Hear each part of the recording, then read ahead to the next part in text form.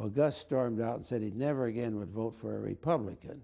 So really, in a sense, General Motors was the one that got Gus Scholl to come out firmly as a Democrat. Now, Gus, again, Walter Reuther and Emil Mazie, well, Emil Mazie was a third-party person. Walter was talking about realigning the political forces. Now, Walter looked for the whole United States.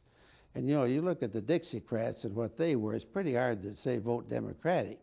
Well, Gus looked at Michigan alone, and he saw that he had a study made that showed that the third-party people, about 1 or 2% were interested.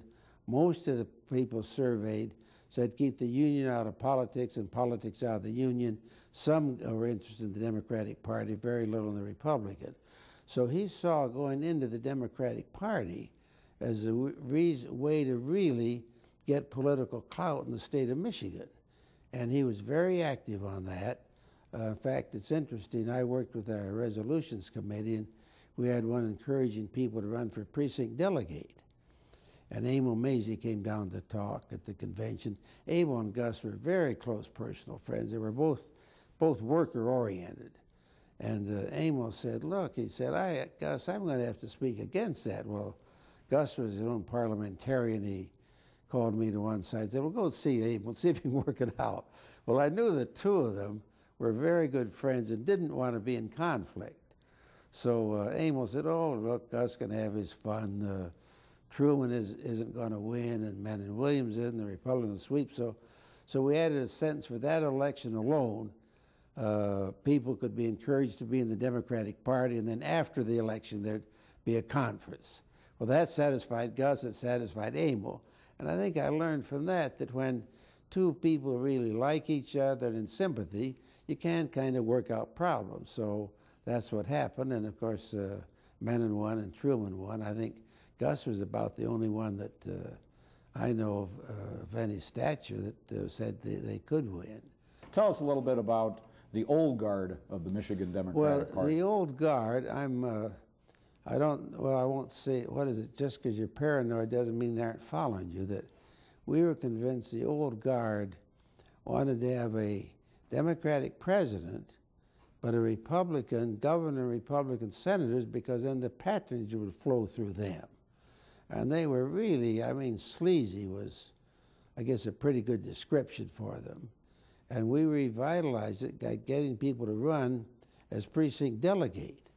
And we found at the precinct delegate level that we'd send out a mailing for some, I think, some candidate or other. And so many of the envelopes came back, no such person there. Well, we did a little checking and found that people had filed fraudulent petitions.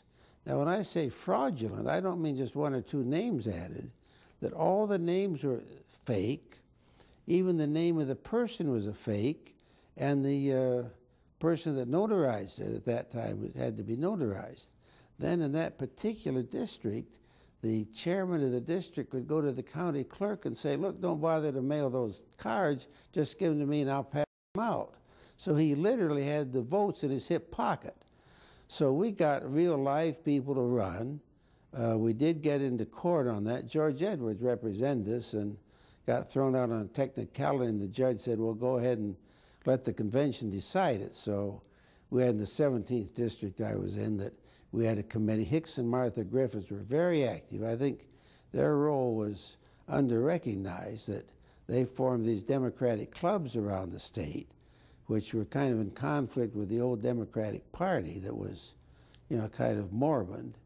And then we won that election there.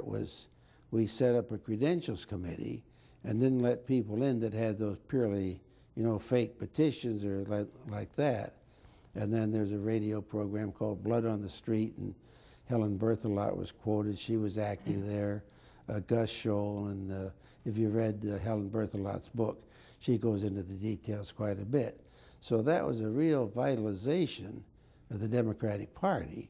And of course, along with that, Menon was somebody to coalesce around who did an excellent job. Neil Stabler later was chair and was very active. Tom, tell us a little bit about the development of the Midnight Caucuses.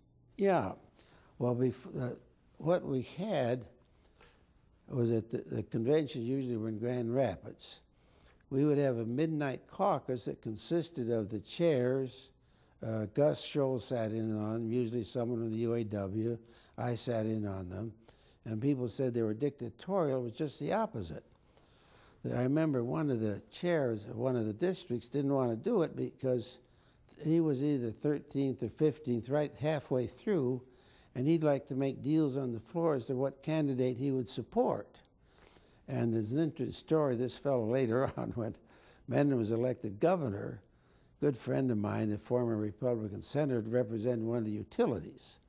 Well, he kind of conned them, saying, you need someone that's a Democrat. So he would go into Governor Williams' office when he knew the governor was out, and he knew when his client was out to lunch, and he'd ask the secretary, may I use the phone? Yeah. So he'd call, and then they'd leave word there for it to be called back at the governor's office. So the secretaries were very nice. The call would come back, and he'd get on the phone, and he'd say, yes, hello. Just a minute, Governor. Yes, I'm a governor, yes. Then he'd say to his client, I can't keep the governor waiting any longer. And the governor wasn't even there. So that's the kind of sleaze that had been going on. And the Midnight Caucus blocked that because then we worked out slates. We hadn't heard of affirmative action, but we'd have a good distribution geographically, ethnically. We even got a woman running one time, and that was pretty unusual. So I think the Midnight Caucus really did what, is it Lanier talked about the dictatorship of the majority. We'd have every group. It would have black representation, Polish, Ukrainian, were very good. And us WASP got a voice in once in a while too.